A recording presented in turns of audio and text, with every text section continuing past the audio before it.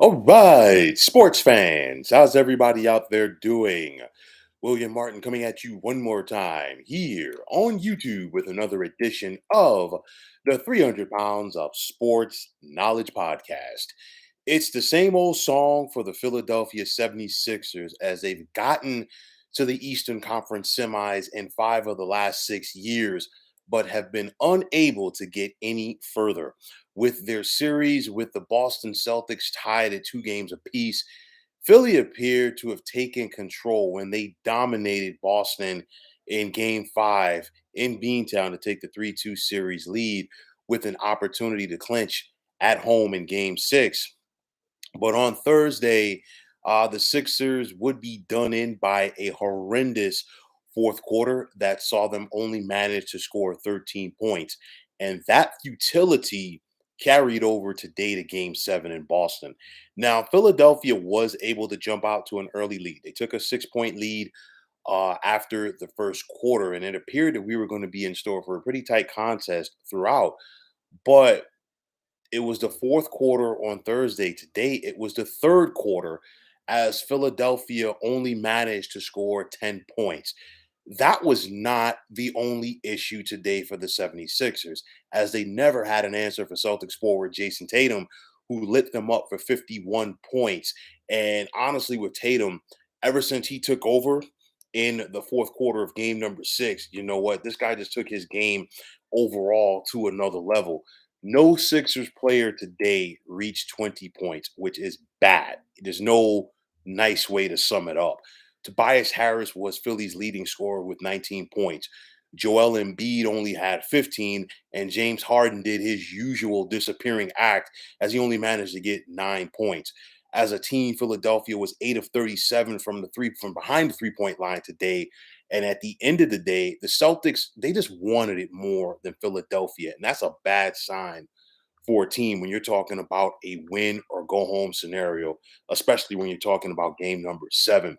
For me, and I'm not even trying to be sarcastic, I am surprised that Doc Rivers didn't get fired during the post-game press conference today, as honestly, there is no way under the sun where I could see a scenario where he's coaching this team next year. I mean, how many times, whether it's Philly, Orlando, or the Clippers, how many times are we going to sit back and see Doc Rivers blow a lead in the playoffs?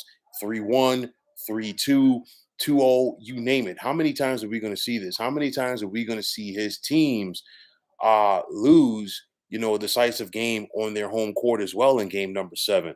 To me, it's one of those where I know Embiid toughed it out. His knee has not been great since the Nets series, but nonetheless, Philadelphia needed more out of him. You're the MVP. You can't go out there and give your team 15 points. You got to go out there, seize that moment, attack. And you know what? It has to be the over my dead body mindset in regards to whether or not we're going to continue to play. What can we say about James Harden that we already have not said? James Harden is not a clutch postseason player, whether it was in OKC, whether it was in Houston, whether it was in Brooklyn, whether it was in Philadelphia currently. James Harden always does his disappearing act. He's not a guy from the star level that you can depend on in the postseason. And it showed up once again today. Yeah, Harden did have some good games in this series. Don't get me wrong.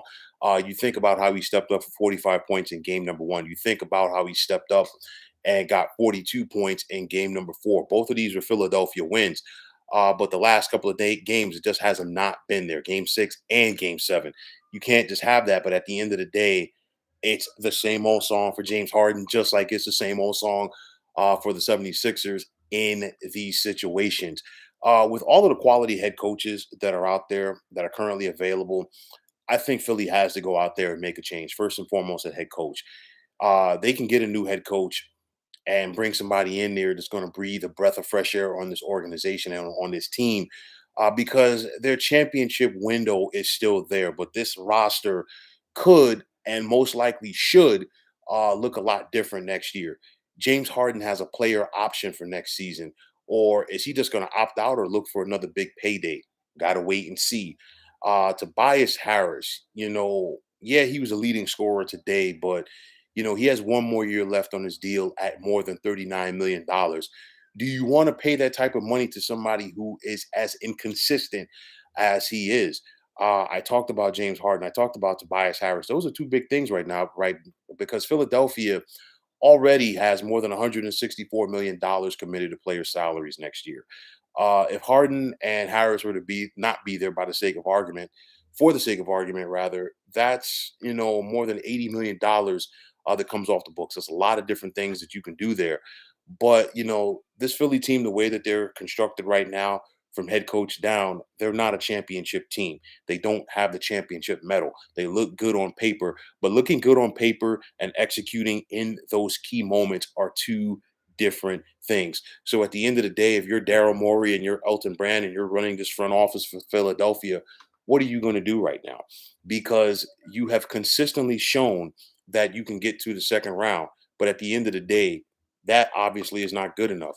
You try to tweak things here and there, but at the end of the day, it's still the same old song for the Philadelphia 76ers. A lot of bark, but not a lot of bite when the chips are pushed to the middle of the table. The Celtics wanted it more from the jump today. And honestly, you can say that Philadelphia's chances to win this series really went out of the window at the end of game number 6. For the effort that the Sixers gave today, it really didn't make any sense for them to make the trek from Philly to Beantown. It really wasn't worth it. They could have mailed this one in, and in some cases, they did. So it's another summer of heartache in Philadelphia.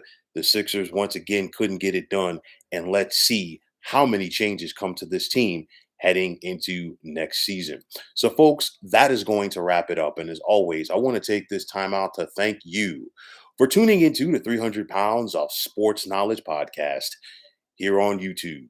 I want to take this time out to thank all of you fine folks out there for tuning in. And if you have not already, please feel free to subscribe to this channel.